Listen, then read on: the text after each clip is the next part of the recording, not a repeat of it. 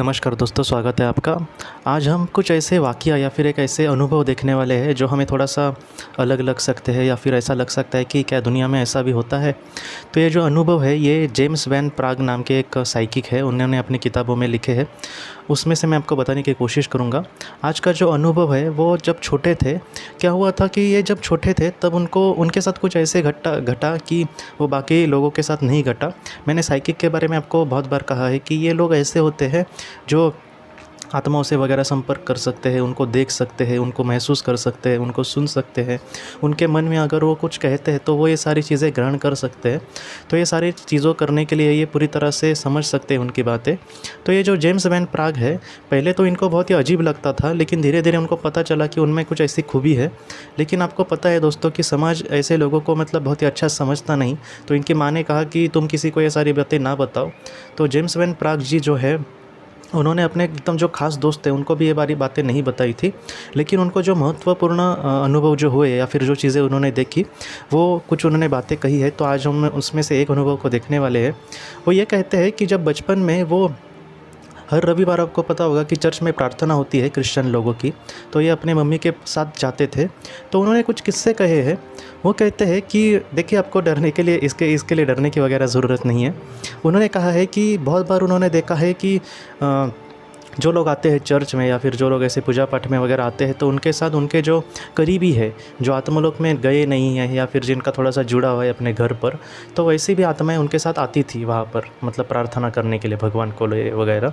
और उन्होंने एक बात कही है, खुद उन्होंने कही है ये, कि ऐसी जो आत्माएँ होती है वो उनके जो करीबी छोटे बच्चे वगैरह होते हैं या फिर उनके पोते वगैरह जो होते हैं उनके साथ खेलते हैं, या फिर खेलते हैं मतलब उन पोतों को वगैरह उसके बारे में कुछ भी नहीं पता, वो तो हमारे जैसे आम इंसान होते हैं। लेकिन ये जो उनकी करीबी आत्माएं होती है वो उनके कपड़ों के साथ या फिर उनके बालों के साथ ऐसा लहराते हैं वगैरह। तो मतलब एक कहीं ना कहीं वो उनके साथ होते हैं और उनके साथ जुड़ाव महसूस करते हैं।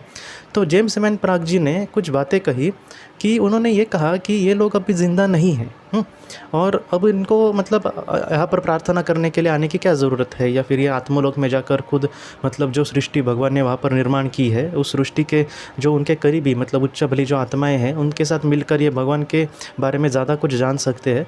तो ऐसे उन्होंने सवाल किया अपनी माता जी से कि ये जो लोग मुझे दिखते हैं, जो अपने करीबी लोगों के साथ यहाँ पर प्रार्थना के लिए आते हैं, और उनका जो भाव है वो इतना इतना सरल होता था कि जैसे वो ज़िंदा लोगों के जैसे, मतलब जिस श्रद्धा से वगैरह भगवान की पूजा करते हैं, तो उसी श्रद्धा के साथ वो ये जो आत्माएं होती थी जो इस दुनिया से चली गई है, अब वो लोग ज़िंदा नहीं है, वो भी वहाँ पर प्रार्थना करने के लिए आते थे। तो उनकी माँ ने कुछ बातें कही। उनकी माँ ने ये कहा कि उसको, वो जब ज़िंदा थे, वो जब प्रार्थना के लिए तब आते होंगे शायद, तब उनके जुड़ाव महसूस हुआ है कहीं ना कहीं उनको ईश्वर से। तो इस वजह से जो चीज़ें उन्होंने उस वक्त सीखी थी, तो उनकी आदत वैसी है कि हाँ, भगवान कहीं तो चर्च में है तो जाकर उसको वहाँ पर हम प्रार्थना करें, या फिर हमारे जो करीबी लोग हैं उनके साथ वो जाकर वहाँ पर प्रार्थना करें। तो ये सारी चीज़ें उनको लगता था कि कहीं न कहीं उसका थोड़ा इम्पैक्ट ज़्यादा होता है, तो इस वजह से वो उनके साथ आते थे।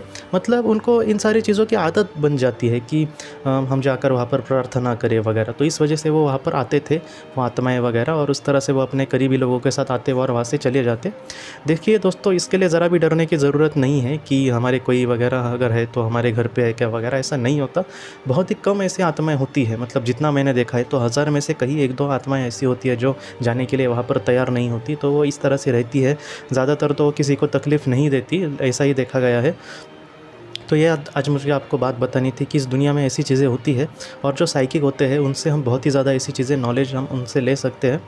और दूसरी एक बात बतानी थी दोस्तों आपको, आजकल कुछ कमेंट में ऐसे मुझे कमेंट आ रहे हैं कि उनके साथ कुछ जो हुआ है वो लिखते हैं और कहते हैं कि ये मेरे साथ क्यों हुआ वगैरह। देखिए दोस्तों, ये जो सारी चीज़ें आपके साथ क्यों हुई ये मैं नहीं बता सकता, ये मैं आपको कहना चाहता हूँ। और दूसरी बात कि ये जो सारी चीज़ें हैं, अगर कोई मैं साइकिक भी मिला तो भी वो आपको नहीं कह सकता, क्योंकि ये जो सारी चीज़ें होती है वो हमारी आत्मा ने चयन की है। तो मैं ज़्यादातर इसका सही एकदम परफेक्ट जवाब यही है कि आपकी आत्मा को ही पता होगा कि आपने कि ये सारी चीज़ें क्यों चुनाव किया, या फिर ये सारी चीज़ें आपके साथ क्यों हुई। तो इस वजह से मैं आपको कह रहा हूँ कि या हमें जवाब नहीं सुनना होता, आपको भी पता है। और मेरे साथ भी अगर कुछ बुरा हो और अगर कोई मुझे कहे कि तुम्हारी आत्मा ने चयन किया, तो मैं यही कहूँगा कि मैं क्यों चयन करूँ, बराबर। लेकिन मैं आपसे फिर से कहता हूँ दोस्तों, आपके सारे सवालों के जवाब आपको कभी ना कभी मिलेंगे, लेकिन ये फ़िलहाल वो वक्त नहीं है दोस्तों। मुझे कृपया माफ़ करें, क्योंकि मुझे पता है कि दुनिया में बहुत ही ज़्यादा दुख है और ऐसी ऐसी चीज़ें किसी के साथ घटती है। हाल ही में मैंने एक मैडम जी के बारे में सुना, तो मैं उनको जानता हूँ वैसे, पर्सनली देखता हूँ, हमारे पास ही रहते हैं। तो उनके साथ मतलब कुछ हाल ही में ऐसी चीज़ें पड़ा कि क्यों इनके साथ ऐसा हुआ होगा। लेकिन मैं सच कहता हूँ दोस्तों, ये सारे सवालों के जवाब हमें यहाँ पर अभी फ़िलहाल नहीं मिल सकते। कोई अगर ऑटोमेटिक राइटिंग वगैरह करे तो कहीं ना कहीं उसके मास्टर ने अगर कुछ कहा तो ये सारी चीज़ें हो सकती है। लेकिन जितना मैंने देखा है, मास्टर्स भी पूरी तरह से डिटेल में जवाब नहीं देते। ये जवाब कुछ कहीं ना कहीं हम जब आत्मलोक में चले जाएंगे तब हमारे सामने आएंगे। तो इस वजह से इसके बारे में मैं सच कहता हूँ दोस्तों कि मेरे साथ ऐसा क्या हुआ, उस वजह उसको मतलब लेकर चिंता करने से अच्छा है कि उस चीज़ों का जितना हो सके सामना करना। मुझे भी पता है कि बहुत ही मुश्किल है दोस्तों। मैं अपनी कभी कभी तो मैं ही अपनी ज़िंदगी में इतना वो ये हो जाता हूँ कि ऐसा लगता है कि मैं कुछ भी अर्थ नहीं है जीवन को। लेकिन फिर भी हमें चलना होगा, फिर भी हमें मुसीबत जो है हमारे सामने, तो उसका सामना करने की कोशिश करनी होगी।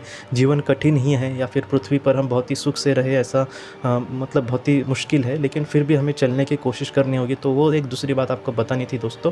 तो दोस्तों मैं सच कहता हूँ कि कहीं ना कहीं आप अगर ध्यान करेंगे, मैं हमेशा आपको ध्यान ध्यान कहता रहता हूँ, मैं खुद बदला हूँ या फिर मेरा स्वभाव कहीं ना कहीं बदला है, या फिर कुछ नॉलेज भी बहुत ज़्यादा मिलता है सिर्फ ध्यान करने से। किताबों से कभी कभी जो नॉलेज नहीं मिलता, वो ध्यान से हमारे अंदर कुछ ऐसे बदलाव आ जाते हैं जो बहुत ही मतलब हमें अच्छा उसका मार्ग दिखा सकते हैं। तो ध्यान का दूसरा भी एक फ़ायदा होता है कि हमारा जो चित्त है वो अगर शांत हुआ, मतलब कोई भी उसमें अगर विचार नहीं हुए, तो ऐसे वक्त में जो हमारे करीबी आत्माएं या फिर उच्च बली आत्माएं हैं, वो अगर हमें कुछ संदेश भेजना चाह रही हो, तो ऐसे वक्त में बहुत उसकी मदद मिलती है। तो इस वजह से मैं आपको भी कहता हूँ कि अगर आपको पॉसिबल हो तो थोड़ा सा ध्यान करें। 15-20 मिनट आप करेंगे तो धीरे धीरे चीज़ें इतनी बदलती जाएंगी, 1-1.5 महीने में बहुत ज़्यादा बदलती जाएंगी। लेकिन पूरी तरह से ब्लैंक होना है। ध्यान मतलब सिर्फ 15 मिनट बैठना नहीं है, एकाग्र मतलब चित्त एकाग्र, एक भी विचार नहीं आना चाहिए। ऐसा 15 मिनट का ध्यान अगर हम करेंगे तो कहीं ना कहीं बहुत सारे सवालों के जवाब खुद मुझे मिले हैं दोस्तों। तो इस वजह से मैं कह रहा हूँ, मेरा कुछ मतलब कभी कभी मैं ये सारी चीज़ें थोड़ी थोड़ी आपको बताता ही रहूँगा कि किस तरह से मैंने अनुभव किए, या फिर किस तरह से सारी चीज़ें हमारे सामने अलग ही चीज़ें होती है, या फिर हमारे जो विचार होते हैं वो पहले कितने 1-2 साल पहले अलग हो जाते हैं, या फिर ध्यान में हमारा शुरू करने के बाद थोड़ी थोड़ी हमारे विचार भी पूरी तरह से अलग हो जाते हैं। तो ये सारी चीज़ें धीरे धीरे आप खुद समझ जाएंगे। कोई आपको, हमें क्या लगता है कि कभी कभी कोई दूसरा ये सारी चीज़ें बहुत ही अच्छे से कह पाएगा, लेकिन ऐसा नहीं होता। मैं आपको फिर से कहता हूँ कि आप जितने अपने आप को जानते हो उतना कोई भी आपको नहीं जानता, इस बात को आप जान लो। तो इस तरह से अगर हम जिएंगे तो एक कहीं ना कहीं ऊंचे लेवल पर हम जा सकते हैं, या फिर कुछ अच्छा कर सकते हैं दोस्तों। तो दोस्तों ये जो आज की कहानी थी जेम्स वैन प्राग जी की, ऐसी चीज़ें बहुत सारे लोगों के साथ होते हैं, कुछ साइकिक और भी है, उनके साथ भी मैंने ऐसा सुना है कि कुछ ऐसी चीज़ें या फिर कुछ ऐसे अनुभव उनको मिलते हैं कि जो हमें कभी कभी ठीक से नहीं समझ पाते। लेकिन जो आत्माएं इस दुनिया से चली गई है, या फिर जो आत्माएं ऐसी होती है कि जो आत्मलोक में जाने के लिए तैयार नहीं होती, कुछ लोग तो ऐसा भी बोलते हैं कि जो आत्माएं कभी कभी इस दुनिया से जाती है उनको पता भी नहीं होता कि वो इस दुनिया से नहीं है। तो इस तरह से वाक़या होते हैं, और ऐसे जो साइकिक होते हैं उनके अनुभव से हमें ये पता चल सकता है कि जो हमारे अपने हैं वो हमसे कभी भी नहीं बिछड़े। मतलब अब वो आत्मा रूप में है, वो शरीर रूप में नहीं है, लेकिन हम उनके साथ कहीं ना कहीं जुड़े हुए हैं। ऐसा नहीं कि वो कहीं ना कहीं तो गायब ही हो गए, हम हमेशा के लिए बिछड़ गए, ऐसा नहीं होता दोस्तों। जो हमारे अपने हैं वो हमेशा हमारे साथ होते हैं। और अगर किसी ने अपने को खोया है और वो उसको ये लग रहा है कि उसके साथ क्यों हुआ, तो दोस्तों मैं आपको फिर से कहता हूँ कि इन सारे सवालों के जवाब हमें कभी ना कभी ज़रूर मिलेंगे, लेकिन ये फ़िलहाल का वो वक्त नहीं है दोस्तों। जब आएगा वक्त तब आपको आंसर मिलेंगे। लेकिन फ़िलहाल आप जितना हो सके जीवन का सामना करने की कोशिश करें। मुझे पता है कि जीवन जीना बहुत ही मुश्किल है, लेकिन फ़िलहाल कोई ऑप्शन नहीं है दोस्तों, मुझे माफ़ करना। लेकिन इन सारी चीज़ों का सामना करके अगर हम आगे बढ़े तो वो हमारे अपने भी हम पर गर्व करेंगे। तो इस वजह से हमें इस तरह से जीने की कोशिश करनी होगी और आगे बढ़ना होगा। हम अपनी अगली वीडियो में मिलते हैं दोस्तों। आज की इस वीडियो को लेकर अगर आपके कोई भी सवाल हो तो आप ज़रूर पूछें, जितना हो सके मैं आपको उसके लिए जवाब देने की कोशिश करूँगा। हम अपनी अगली वीडियो में मिलते हैं। आप अपना, अपने परिवार का ख्याल रखना। आपका बहुत बहुत शुक्रिया। ज़िंदगी की रोशनी ये संस्था ऐसे लोगों के लिए काम करती है जिन्होंने किसी अपने को खोया है, या फिर जो लोग अपनी ज़िंदगी में बहुत ही ज़्यादा दुखी है। जो लोग इस संस्था से जुड़ते हैं उनको तकरीबन 50 किताबें भेजी जाएगी उनके व्हाट्सएप पर या फिर ईमेल पर। ये किताबें आत्मलोक या फिर मौत के बाद हमारे साथ क्या होता है, इन सारी चीज़ों की आपको पूरी तरह से जानकारी देगी। और इसके साथ साथ आपको एक पास्ट लाइफ रिग्रेशन थेरेपी की ऑडियो भी भेजी जाएगी। इस ऑडियो की मदद से आप घर बैठे अपनी पास्ट लाइफ रिग्रेशन करने की कोशिश कर सकते हो। बहुत लोग पास्ट लाइफ रिग्रेशन थेरेपिस्ट के पास किसी कारण के वश नहीं जा सकते, तो ऐसे लोगों के लिए मदद के लिए ये ऑडियो तैयार की गई है। तो आप ज़रूर इस संस्था से जुड़े। इस संस्था से जुड़ने के लिए सामने जो व्हाट्सएप का नंबर दिया है, आप कृपया उस पर संपर्क करें। आपका बहुत बहुत शुक्रिया।